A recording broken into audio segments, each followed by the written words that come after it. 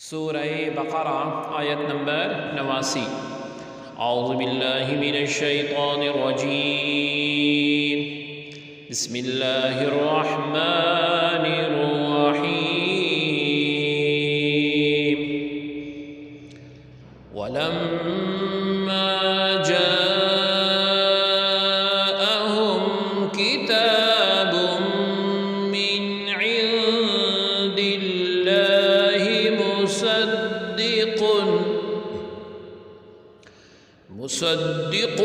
لِمَا مَعَهُمْ وَكَانُوا مِن قَبْلُ يَسْتَفْتِحُونَ عَلَى الَّذِينَ كَفَرُوا فَلَمَّا جَاءَهُم مَّا عَرَفُوا كَفَرُوا بِهِ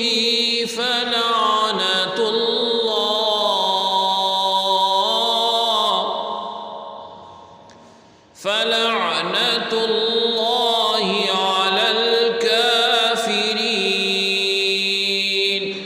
لفظی ترجمہ ہے اور لما جب آئی ہم ان کے پاس کتاب من سے عندی پاس اللہ رب العزت، مصدق تصدیق کرنے والی لی واسطے ما جو مع پاس ہم ان کے اور کانو تھے وہ من سے قبلو پہلے یستفتحون فتح مانگتے علی اوپر الذین جنہوں نے کفروا کفر کیا،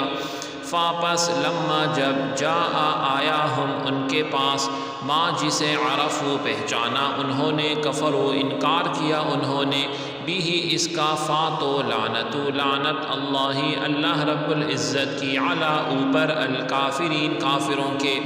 با محاورہ ترجمہ ہے اور جب ان کے پاس اللہ رب العزت کی طرف سے وہ کتاب قرآن آیا جو اس کتاب تورات کی اصلاً تصدیق کرنے والی ہے جو ان کے پاس موجود تھی، حالانکہ ان سے پہلے وہ خود نبی آخر الزمان حضرت محمد مصطفیٰ صلی اللہ علیہ وآلہ وسلم اور ان پر اترنے والی کتاب قرآن کے وسیلے سے کافروں پر فتح یابی کی دعا مانگتے تھے۔ سو جب ان کے پاس وہی نبی حضرت محمد مصطفیٰ صلی اللہ علیہ وآلہ وسلم اپنے اوپر نازل ہونے والی کتاب قرآن کے ساتھ تشریف لے آیا جسے وہ پہلے ہی سے پہچانتے تھے، سو اسی کے منکر ہو گئے۔ پس ایسے دانستہ انکار کرنے والوں پر اللہ رب العزت کی لعنت ہے۔ آیت کی تفسیر میں فرمایا گیا مصدقن تصدیق کرنے والی، قرآن پاک گزشتہ آسمانی کتابوں کی تصدیق کرنے والی کتاب ہے کہ وہ کتابیں اللہ تعالیٰ عز و جل کی طرف سے ہیں، نیز ان کتابوں نے قرآن کے نازل ہونے کی خبر دی تھی، قرآن کے آنے سے وہ خبریں سچی ہو گئیں۔ ما عرفو آگے فرمایا گیا جانا پہچانا نبی،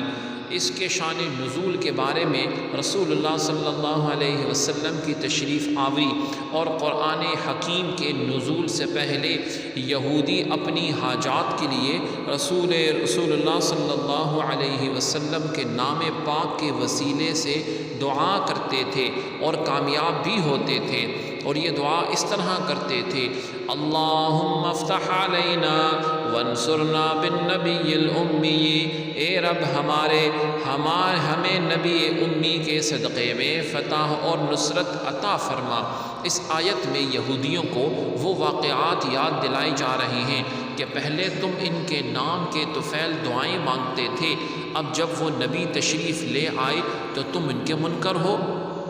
اس سے معلوم ہوا کہ دنیا میں تشریف آوری سے پہلے ہی رسول اللہ صلی اللہ علیہ وسلم کے وسیلے سے دعائیں مانگی جاتی تھیں، اور رسول اللہ صلی اللہ علیہ وسلم کے وسیلے سے پہلے ہی مخلوق کی حاجت روائی بھی ہوتی تھی، یعنی دعائیں قبول بھی ہوتی تھیں۔ یہ سلسلہ آپ صلی اللہ علیہ وسلم کی تشریف آوری کے بعد ظاہری حیات مبارکہ میں بھی جاری رہا کہ صحابہ رضی اللہ عنہم آپ صلی اللہ علیہ وسلم کے وسیلے سے دعائیں مانگتے تھے، بلکہ اپنے وسیلے کی دعا مانگنے کی تعلیم خود رسول اللہ صلی اللہ علیہ وسلم نے اپنے صحابہ کو دی، اور آپ صلی اللہ علیہ وسلم کے وصال کے بعد بھی صحابہ رضی اللہ عنہم کا یہ معمول رہا اور صالحین کا یہ طریقہ تب سے اب تک جاری ہے اور انشاءاللہ قیامت تک جاری رہے گا۔ سبحانک اللہم و بحمدک، اشہد ان لا الہ الا انت، استغفرک و اتوب الیک، وصلی اللہ تعالی علی خیر خلقہ محمد وعلی آلہ و اصحابہ اجمعین برحمتک یا ارحم الراحمین۔